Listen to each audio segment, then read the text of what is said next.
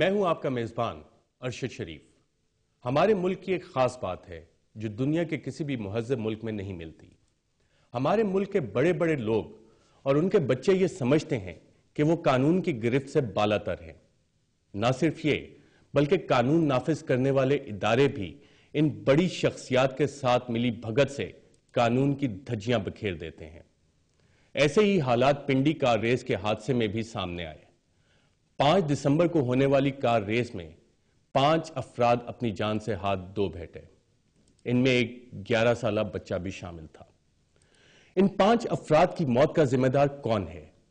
کیا وہ لوگ جنہوں نے اجازت نہ ہونے کے باوجود ریس کا اہتمام کروایا؟ کیا وہ پولیس اہلکار جنہوں نے ریس کے آرگنائزرز کو فیسیلیٹیٹ کیا؟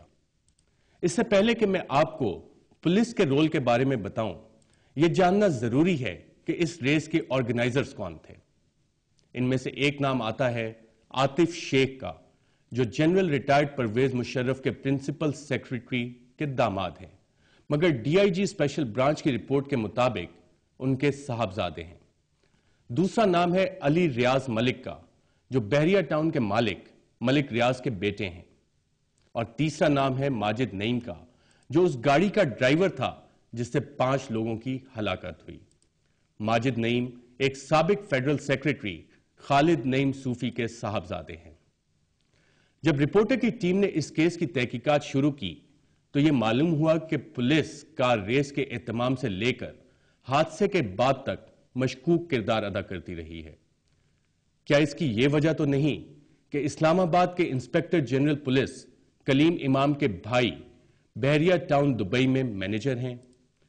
کیا اسلام آباد کے انسپیکٹر جنرل پولیس کی اجازت سے اسلام آباد پولیس کے ایک سینئر افسر نے علی ریاض کو اسلام آباد ایئرپورٹ تک پہنچایا اور وہاں کریڈٹ کارڈ کے ذریعے امارات ایئر لائن کا یہ ٹکٹ خریدا گیا جس سے ظاہر ہوتا ہے کہ 12 دسمبر صبح 3:25 پر علی ریاض دبئی روانہ ہو گئے۔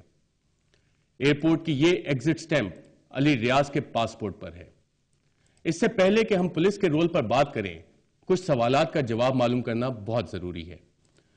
کیا کہیں ایسا تو نہیں کہ 5 دسمبر کا حادثہ ایک پری پلانڈ قتل تھا جس کا نشانہ عسکری بینک کے مینیجر بابر علی تھے؟ بابر علی ڈی ایچ اے اور بحریہ ٹاؤن کے ان اکاؤنٹس کے رازدان تھے جن کے بارے میں ایک آڈٹ ہو رہا ہے۔ اگر ہم بحریہ ٹاؤن میں جو حادثہ ہوا ان کی ویڈیوز کو غور سے دیکھیں تو پتہ چلتا ہے کہ ماجد نعیم کی گاڑی اپنے سٹارٹنگ پوائنٹ سے تقریباً 300 گز کے فاصلے کے قریب پہنچ کر اچانک بے قابو ہوتی ہے اور بابر علی سمیت اور لوگوں کو اپنی لپیٹ میں لے لیتی ہے۔ یہاں بہت سارے سوالات اٹھتے ہیں۔ ایف آئی آر میں صرف 5 لوگوں کا بتایا گیا کہ ان کی ہلاکت ہوئی اور 2 زخمی ہوئے، لیکن کرنل ریٹائرڈ رفاقت جنہوں نے درخواست دائر کی ان کے مطابق 15 سے 20 لوگ اس میں زخمی ہوئے ہیں اور 5 افراد کا وفات ہونا بھی اس میں درج ہے۔ لیکن سوال یہ ہے کہ یہ ڈفرنس کیوں آ رہا ہے ان فگرز میں، پولیس کی رپورٹ میں اور کرنل رفاقت کی رپورٹ میں جو بحریہ ٹاؤن کی طرف سے دائر کی گئی۔